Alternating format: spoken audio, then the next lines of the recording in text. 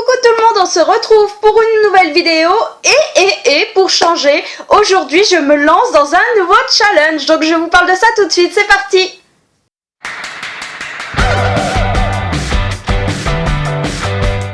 Et oui, c'est super rare, je vous avoue que à la base je suis pas une super grande fan des challenges. Enfin, en fait, je suis fan des challenges, mais dès que je me lance dans un, je le foire lamentablement. Et pourtant, le mois dernier, j'ai fait le challenge Coupe d'Europe des livres. Et même si j'ai pas tout cartonné, on va dire que j'ai aimé beaucoup l'expérience. Et là, sachant qu'aujourd'hui, le French Readathon commençait, en gros, c'est pas compliqué. 7 thèmes, donc on choisit 7 livres à lire sur 7 jours. Je ferai pas carton plein avec les 7, je peux vous le dire tout de suite, ça fera trop de pages. Mais voilà, j'avais envie de me lancer. Je me dis qu'en plus, sur une semaine, c'est quand même gérable, surtout cette semaine pour moi. Donc j'ai fait ma petite sélection et je vous parle de ça tout de suite. Alors, j'ai ma petite liste. Comme ça, je vais pas chercher comme à chaque fois à retrouver les thèmes et tout, j'ai tout sous le nez. Donc le premier thème, un personnage qui appartient à la communauté LGBTQ+. Donc en gros, un personnage gay ou transsexuel ou voilà. Tout ça, j'ai choisi, je commencerai, enfin je sais pas encore dans quel ordre je vais les faire. Ça sera une lecture en numérique pour moi et ce sera donc, ouvre-toi s'il te plaît, Wild Heart de Lily Aim qui est sorti chez Milady récemment dans leur collection Emma, qui est un MM, et c'est vrai que je suis très fan de ces romances-là. En règle générale, les slash sont pour moi, comme vous le savez, toujours un énorme moment de plaisir de lecture. Donc voilà, là j'avais envie de changer, de tester justement ce qui n'était pas dans leur collection slash, et vu que celui-là est sorti, qu'il a de très bons avis, voilà, et puis il me semble qu'il n'est pas si gros que ça. Comme c'est en numérique, j'ai pas fait gaffe au nombre de pages. Mais enfin voilà, j'ai envie de me laisser tenter par celui-ci. Ensuite, le deuxième thème, un livre contenant plus de 300 pages. Alors là, j'avais largement le choix dans ma bibliothèque et j'ai donc choisi de sortir le tome 2 d'Angel Fall, Le règne des anges de Suzanne E. donc chez Pocket Jeunesse. Parce que je suis dégoûtée. En fait, j'avais tellement kiffé le 1 que j'ai acheté la suite en VO puisqu'elle est derrière moi, et qu'en fait j'ai jamais réussi à me replonger dedans. J'avais sorti ce tome 2 à un moment de temps, mais j'avais beaucoup de mal. Je me suis dit que la VF passerait certainement beaucoup mieux, donc là c'est l'occasion de le sortir, surtout que j'ai le troisième qui attend sous le coude. Troisième thème, un auteur ou personnage commençant par la première lettre de ton prénom.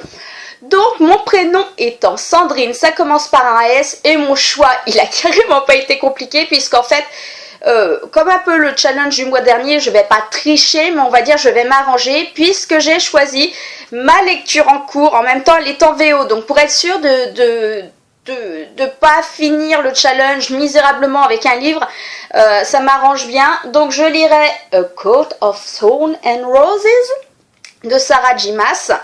Voilà, je l'ai bien avancé et pourtant il traînait, hein. J'arrivais pas vraiment à me mettre dedans, mais là il me reste 130 pages en VO, mais comme je vous montrais l'autre jour, en VO minuscule, Rikiki et compagnie. Donc ça vaut largement un livre de 400 pages en français que je me serais lu dans la journée. Donc mon objectif du jour, comme c'est le premier jour du challenge, c'est vraiment de finir celui-ci aujourd'hui. Je crois que cette semaine, clairement, je laisse totalement les séries et autres choses de côté, parce que autrement j'arriverai jamais à remplir les challenges. Donc voilà, je vous en reparle très vite justement parce que j'ai plein de choses à dire. Ça a évolué depuis mon dernier point lecture de la semaine dernière. Donc voilà ma lecture en cours et mon troisième choix pour ce challenge. Ensuite, ton dernier achat livre. Donc ça va pas être un achat, ça va être un emprunt bibliothèque. Je n'en fais jamais, je dois emprunter 2 livres dans l'année à la bibliothèque. Mais là justement, j'y suis allée il y a 2 jours et j'ai fait un emprunt. Donc en plus, je vous avoue, ça m'arrange bien. Il est tout petit. Je lirai Judy, Portée disparue d'Anne Cassidy, qui est une publication Milan, collection Macadam, qui doit dater quand même, parce que c'est encore les anciens logos. 2007, ouais, donc la publication a quasiment 10 ans. Je vous avoue que le thème me motive bien. Voilà, une petite fille qui a disparu depuis 8 ans. Voilà, alors qu'elle était sous la surveillance de sa grande sœur, et on va revenir un peu sur cette histoire. Apparemment, j'en lis pas plus parce que comme le livre est petit, je veux pas non plus me balancer beaucoup de choses, j'ai envie d'en découvrir. Donc voilà, ça sera ma lecture, dernier achat, enfin dernier emprunt pour moi. Cinquième thème, un livre que tu veux lire depuis longtemps, voire très longtemps, et qui est d'ailleurs depuis très longtemps aussi dans ma bibliothèque. J'ai choisi que je sortirai enfin le 3e tome de Skeleton Creek, donc Le Crâne, de Patrick Carman, et c'est chez Bayard si je me trompe pas, voilà c'est ça.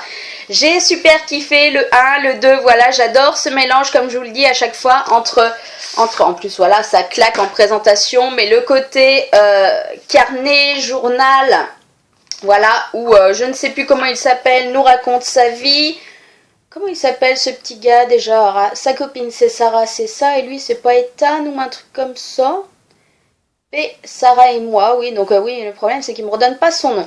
Bref, j'adore le côté journal où on mène l'enquête et où ça nous met une ambiance creepy et où à côté de ça, on a justement des codes qui nous renvoient à... Voilà, genre comme ça, qui nous renvoie sur le site, on rentre ce code là et on accède à une vidéo. Pour ceux qui connaissent pas, c'est juste terrible. Donc voilà, ça fait très longtemps que je veux continuer la série, donc je sortirai justement le tome 3 lors de ce challenge. Et puis voilà, encore une fois, j'ai bien casté, ça fait 205 pages, même si les vidéos prennent quand même un peu de temps à regarder à côté. Donc voilà, mais ça sera quand même une super lecture, je pense, très agréable et qui coulera toute seule. 6e thème, une couverture avec du bleu ou du jaune. Et là, j'ai pas cherché très loin non plus puisque c'est un livre que j'ai reçu il n'y a pas très longtemps. Je lirai donc l'épisode 2 de Sunshine, donc Le Réveil de Sunshine de Paige Mackenzie qui est sorti chez Hachette, comme la première fois, oui. Pourquoi... Bref, voilà, j'ai encore le tome 1 assez suffisamment en tête puisqu'il me semble que c'est début d'année qu'il était sorti, donc tant que c'est encore à peu près frais, j'ai envie de continuer la série et là aussi j'ai bien géré puisque ça fait 300 pages, donc ça devrait filer assez vite et j'ai hâte en plus de découvrir ce que ça donne vraiment. Et le dernier thème, et là j'ai franchement trop galéré pour arriver à trouver le livre alors que j'en avais un juste sous les yeux comme une nounouille que je suis. Une histoire qui a lieu l'été ou à la plage. Et là je sortirai une future sortie Pocket Jeunesse du 1er septembre puisque je sortirai La Racine Carrée de l'été. C'est pas marqué assez gros, je pense été, pour que je titre tout de suite. J'ai cherché derrière moi partout plutôt que voir ce qui était juste sous mon nez. Donc apparemment une histoire, ça doit être mi-romance, mi-mathématiques, physique ou truc comme ça. Donc voilà, j'ai vu de très bons avis sur ce livre, comme j'ai vu des gens qui visiblement c'était trop prise de tête pour eux. Donc j'ai hâte en tout cas de me faire mon avis. Et voilà, on a fait le tour, donc je vais m'arrêter là tout de suite. Pour une fois, ça devrait faire une vidéo pas trop longue. Je vous fais de très gros bisous. En attendant, je finis de vous préparer des vidéos puisque je pense que ça va être très compliqué pour moi pour la première quinzaine d'août de tourner des vidéos étant donné que Chérie sera en vacances, qu'on va partir. Déjà là avec les petits c'est pas toujours hyper simple. Donc je vais essayer d'en tourner 2-3 pour vous publier ça un petit peu éventuellement le temps que je puisse me réorganiser ou que Chérie reprenne le travail pour pouvoir en tourner d'autres. C'est pareil, le bilan de ce challenge, il y a fort peu de chances vraiment que je puisse tourner la semaine prochaine ce bilan. Donc si ce n'est pas le cas, n'hésitez pas à suivre, en général ça sera sur Instagram. Parce que Facebook, je vais pas faire un statut tous les jours là-dessus. C'est en barre d'infos, si vous voulez trouver, voilà, je pense que je ferai le bilan là-bas de ce qui est lu vraiment et de ce qu'il en est au fur et à mesure et à la fin.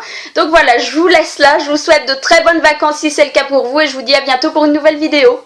Bye et surtout, bon courage pour tous ceux qui se lancent dans ce challenge.